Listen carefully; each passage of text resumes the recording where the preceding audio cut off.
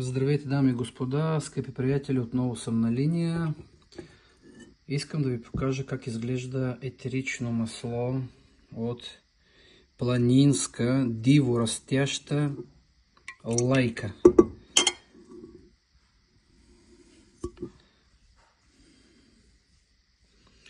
Безумно красиво, ароматно, зелено на цвят масло. Уникално е. Се използва в ароматерапия, косметика, парфюмерия и най-често в народна медицина. Срещу настинки, ревматизми, болки, бронхопневмонии. Уникално масло, етерично.